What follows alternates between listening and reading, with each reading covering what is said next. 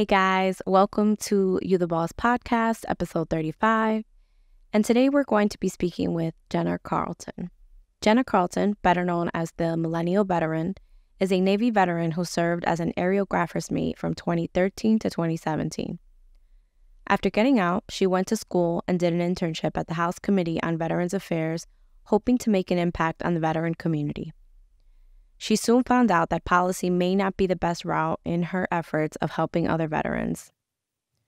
Soon after, she started a Facebook support group, the Millennial Veterans, with two of her friends in 2020 to reach younger veterans in the hopes of creating a community. Their goal is to get younger veterans involved and aware of their resources. Jenna hosts an Instagram live series called Vet Chats, where she interviews younger veterans on how they are continuing their service. It takes place on Sundays at 9 p.m., or you can catch the replay on her podcast called Vet Chats. Through inspiration with these conversations, Jenna has published the Veteran Workbook. This journal-style book puts the pen in the hand of the veteran to reflect on service, recreate structure, plan for the future, and rediscover their new identity without the military. I hope you enjoy this conversation as much as I did. Hi, Jenna. Welcome to You the Boss podcast. Hey fam, glad to be here. Yes, we're excited to have you. So here on You the Boss, we kind of like to dive right in, introduce yourself, your name, kind of what you do. Sure. So I'm Jenna Carlton. I am originally from Wisconsin, and then I ended up joining the Navy, which brought me over to the East Coast. Through the Navy for 4 years and realized it was not somewhere I could see myself, especially as a woman being a leader. And so I decided to get out, and then I went to college, and now I work for the Navy again, only as a civilian. And I also have a support group and created a workbook for veterans. Wow, okay. So definitely front loaded there. Well, actually, just so you know, my husband served in the Navy. He was in the Navy for 10 years. And I actually met him, I want to say like 3 weeks before he got out. Um, which is, I think my listeners kind of know a little bit of that if they follow me on social media. But I don't know a lot of information about being a woman in the military. You lose touch with friends and things like that. So I don't have a lot of info. So I am excited to unpack that with you. So tell me a little bit more about your experience as far as like you wanting to be a leader and then you kind of like got out of the military because you wanted to pursue that in a different way. Can you kind of give me a little bit of a background on that? Yes, so I thought going into the military, I had like this envision of what leadership was and how empowering it was, and to just lead by example. And then when I got into the military and I saw all different types of leadership styles, and most of them I didn't like. A lot of it was just like, do as I tell you to. It wasn't a lot of lead by example or, help pave the way, help people get to where you need them. It was more of discipline driven instead of, motivating in other ways. And I'm not saying all military leaders are like that, but the majority of them are. Yeah, that's kind of like I mean, at least that's the culture I'm familiar with, you know. Um, again, I've been friends since high school on and off with different people in the military and things like that. And that seems to kind of be the trend. Um, maybe not just in the military, but obviously for the sake of the conversation. And it is very interesting that you, a lot of people do go in with this image of this is how I'm gonna harness my leadership and be better at that. And then you kind of like you get there and you're like, do as I'm told, but why? So that is very interesting. Yeah, there's no room to ask why. Yeah. And that's usually what helps Right. people. So you mentioned having a workbook, so I kind of want to dive a little bit more into that. What is your workbook about? Like, how did this kind of come about for you? Yeah, so It's really interesting that you met your husband 3 weeks before he got out because I think that's one of the hardest times for service members is that transitioning out, and especially that first year after they get out. And that's also when, as veterans, we have the highest suicide rate during that 12-month window when you get out. So it's a very critical time to get people mentally all right with themselves. So I created a workbook which helps people reflect on their service, create their future, helps them redefine who they are because, so much of your identity is tied into the military. And it also helps you recreate that structure because the military had you so regimented on what you were doing every second of the day. So, how to find that uh, a routine that helps you.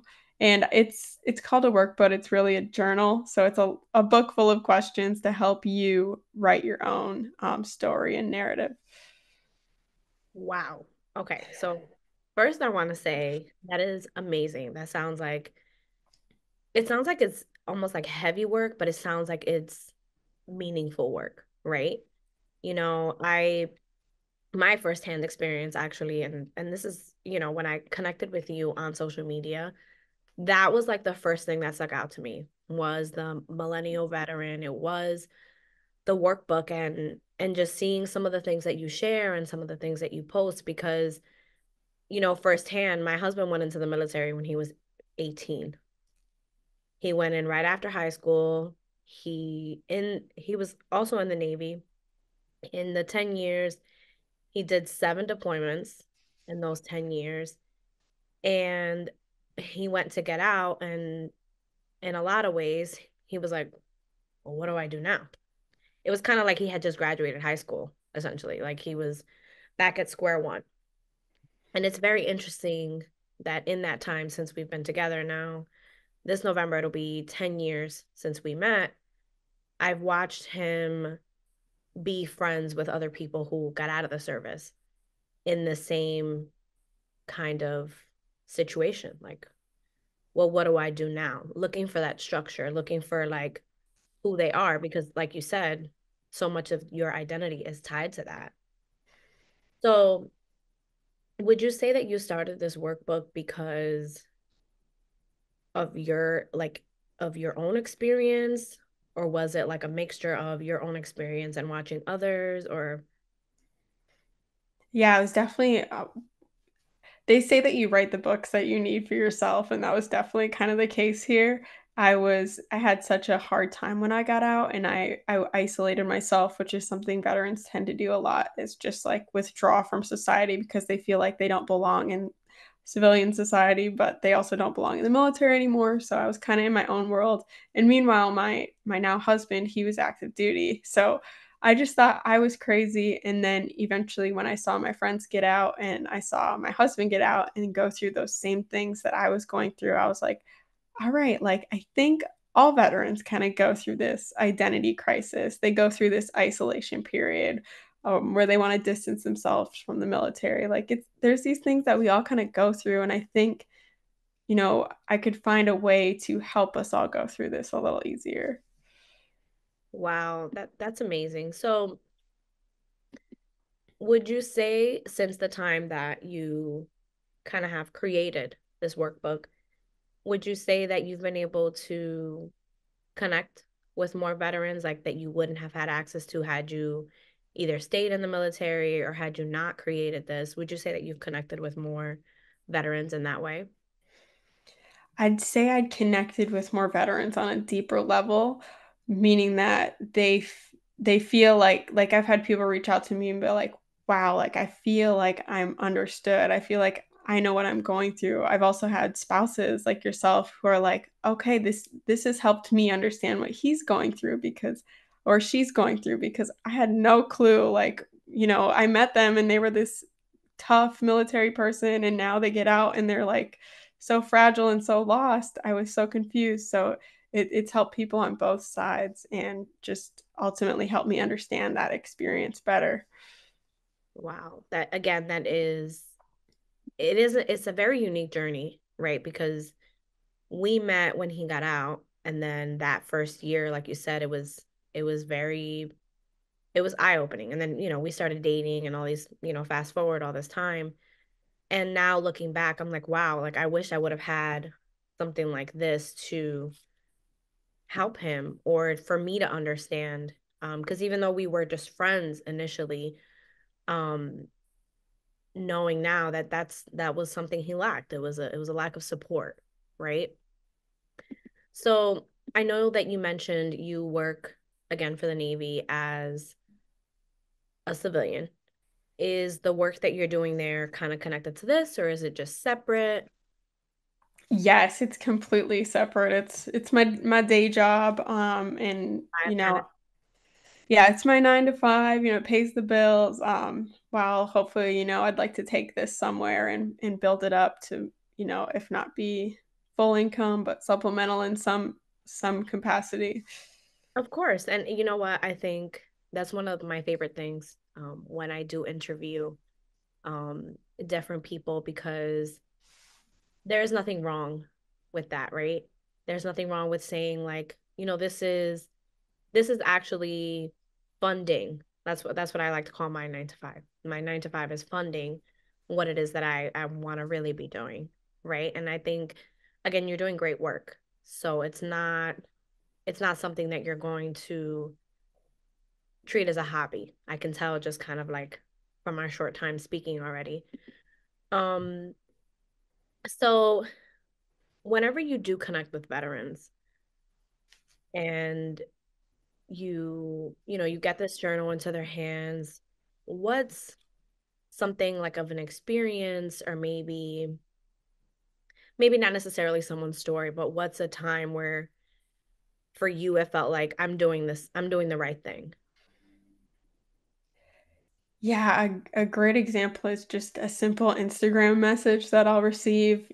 Someone will say, like, "Hey, someone gave me your workbook," or "I ordered your workbook," and I feel heard. I feel like I have structure. I have a path. I can't give you all the answers, but it's a good guide for them to continue and to help themselves along this difficult journey becoming a civilian.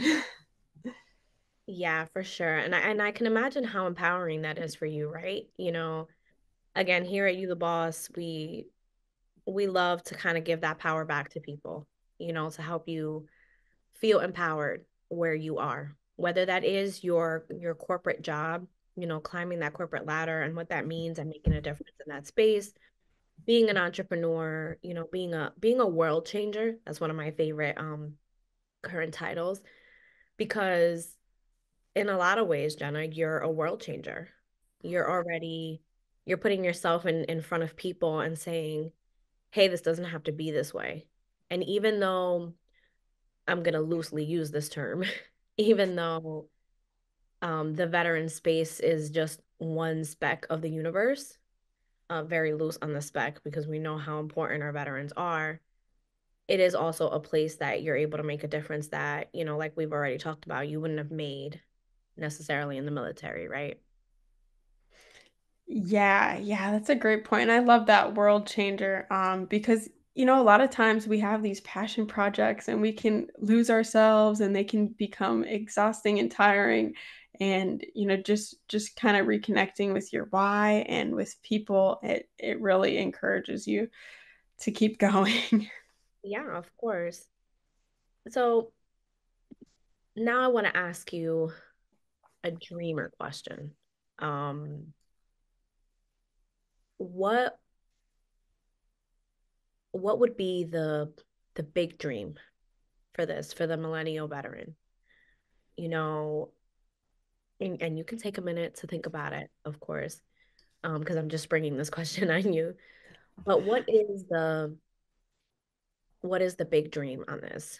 Is it like world stages? Is it kind of like making like a packet for when people get out of the military, or maybe something of a transition from an active duty to reserve? Like, what is the dream for you with the millennial veteran?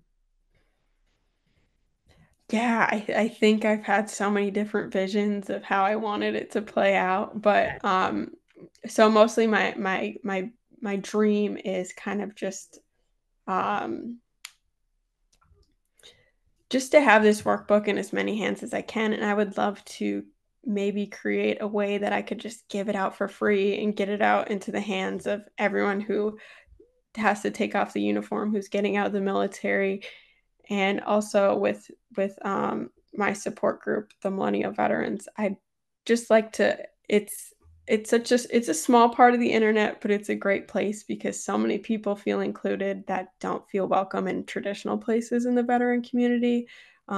It's a very tough culture, and there's not a lot of room for feelings. So I just want to shift the veteran culture to be more vulnerable and be willing to share their stories and share their weaknesses as well as they share their strengths. Wow. And you know what? I That's so powerful. There's so much power in vulnerability. And I think through this journal, through this workbook, like you call it, um, so many people have been able to find that power and will continue to find that power. Because again, being vulnerable at all is just such a big thing, especially in our generation, right? Some of us were raised, like I was raised by baby boomers, and they're immigrants. So already there, that those two things, immigrants and baby boomers, I'm already getting the, well, what are you crying about? And we had this that much worse. And like in some ways, fortunately for us, we were raised in these environments. But then unfortunately, in things like this where we're not able to, we struggle with vulnerability. And because we were made to think that it wasn't a strong point. And vulnerability, especially in the veteran space, is, in my opinion, one of the strongest things you can do because you do put that uniform on and for whatever time that you serve, whether it's 4 years or 20 years, it's such a strong thing to do. And then to get out and have to proceed, I think that's so amazing that you're able to even navigate that space. So here's a question for you. How does how does Jenna stay focused when it comes to the Millennial Veteran Workbook? I'm sure you're juggling many things in your personal life, you're juggling things at work and just as a human being, right? So, what's something that you do as a habit or something that you do for this community that you're creating, that kind of helps you straighten things out and kind of stay the course? Right. Yeah, that's one of the hardest things is to be consistent, but I think it's so important because people don't notice it. And I've been thanked several times with people saying like thank you for continuing your content or keeping in touch or just responding. And even though it does take a toll, but I have to set boundaries with myself. I'm gonna say that's my biggest habit is like putting my phone up for the night at 5 o'clock or only checking Instagram a few times a day because otherwise you're just going to be overwhelmed and you're really not being as productive as you think you are. You could be way more productive by just checking your email or your Instagram 3 times a day, being intentional with it, and then, doing the rest, like doing the work, the kids, whatever you got going on the rest of the day. Because I think when I first started out, I was burning myself out by just constantly thinking I had to be on, I had to be responding because that's how you grow. Or I thought, I have to make content every single day. But I just kind of found my rhythm and I stick to it. And I know there's going to be seasons in life where I'm going to have to step back, and that's okay because stepping back, you're still growing. It doesn't mean that you're taking taking a loss or anything. So just kind of honoring whatever season in life you're in and your time. Well, that's awesome to say. I do want to say that here at You the Boss, there was a couple episodes ago where I talked about burnout, I talked about resting and resting being okay, but also boundaries. That was like such that you hit it right on the head, right? We we have so many things pulling us in different directions, whether you're a parent, you're a spouse, you're both, you're a working person, you're pursuing many things, many passion projects, many communities that you're looking to build. And so it's so important, to remember that you need to take a second. It's okay to have those boundaries. Like you mentioned, when you need to step back, a lot of the time we don't realize it in the moment, but when we need to step back, that loss is actually just the springboard to something better, the springboard to come back with more energy, to come back with more creativity, to come back being able to pour into others, right? Because you can't pour from an empty cup. Yeah, yeah, absolutely. And it's hard to learn that because we live in such a culture that's always on, always, you can do more, you could do this, you should always be doing something, it feels like. So it's very countercultural to do that. Yeah. And again, it's all a learning journey, and I think it's important for us to kind of stick to that, to remember that, like, if I'm not growing, I'm not losing, I'm learning. So I think that's very important to really focus on. So I do have to ask, um, and I'm gonna share, your information in the notes for anyone that's listening, for anyone that knows a veteran, is a veteran, or just wants to, at some point down the line, they meet a veteran and they think that this episode is gonna help them. Um, what's something that you want people to get out of this episode, out of learning about the millennial veteran, learning about this community, which I want to dive a little bit further into? What is something that you want people to get out of this episode? I would say that just something that it's so simple, but getting out of the military is hard and it's okay. You're going to struggle for a while. It doesn't mean that there's anything wrong with you or you're not going to lead to great things, but it is just that, like you just mentioned, it's your season of learning and maybe resting, and it feels like you have to grind because you have to pay, you got to match your pay because you're losing your pay, you're losing your health benefits, you're losing your circle. You feel like you have to go after everything. But I mean, don't chase things that don't feel right.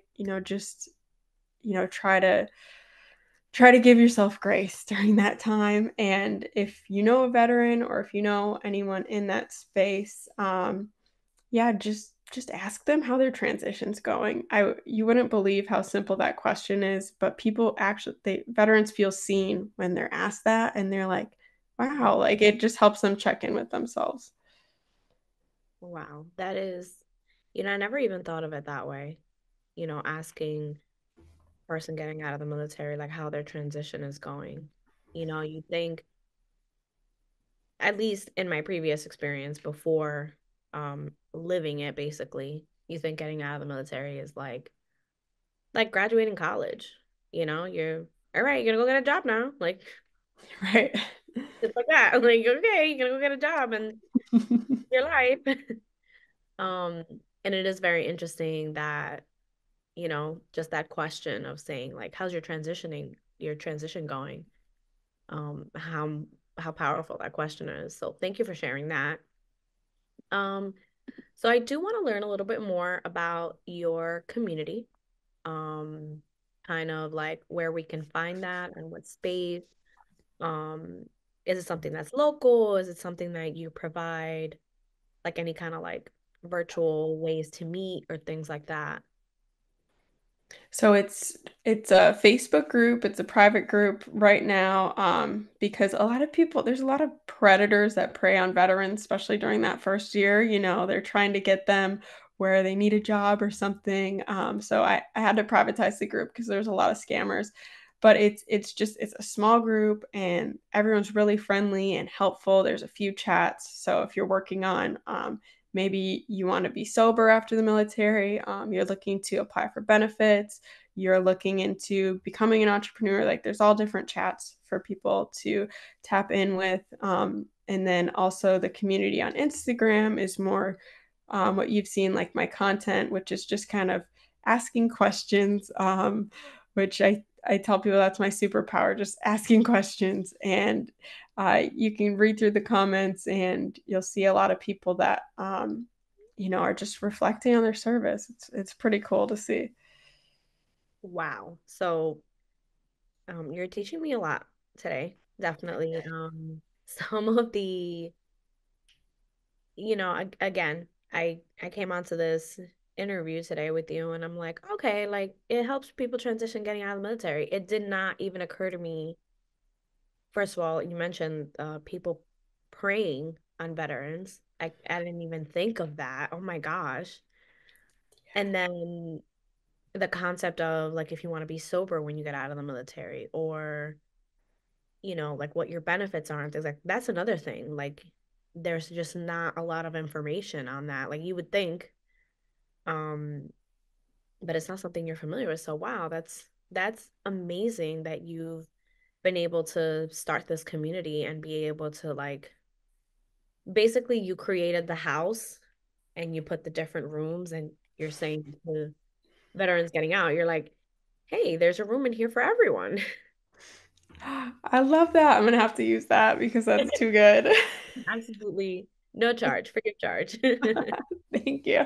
But that's so awesome, and again, I'm excited to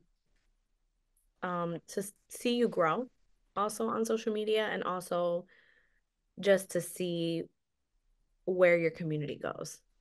I think you're doing amazing work. I think that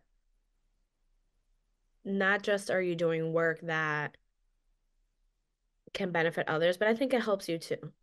I think I'm sure you put your head on the pillow at night and you're like, I made a difference today in one person's life, and that I think that that's pretty special. Yeah, oh, that's what made me tear up a little bit because yeah, that's so true. It makes it all worth it. And I appreciate what you do because, giving women a voice and a place to share their awesome, incredible stories and who they are. And to me, as like a woman veteran, like it's a male dominated place. A lot of men don't like seeing me identify as a veteran and being as loud as I am. So I just places like yours, it just makes me feel empowered.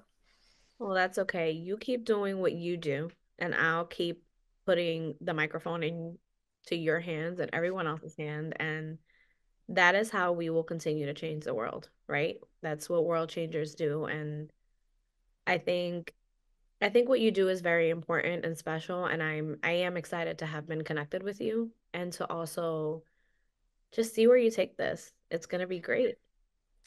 Yes, yes. Thank you, Pam. Of course. Well, thank you so much for joining us here on You the Boss.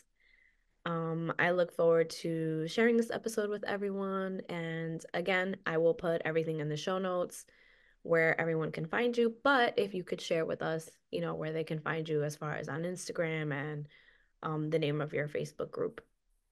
Yeah, so on Instagram, it's at the Millennial Veteran. The Facebook group is the Millennial Veterans. And then the workbook is, so it's funny, you can't search it on Amazon, but if you just search the Veteran Workbook on Google, it comes up. Okay, awesome. Yeah, so everyone can kind of, there's a couple of ways to find you. So I'll definitely, again, link that in the show notes. And I just want to say again, thank you for coming on You the Boss podcast. Thank you for having me. Of course.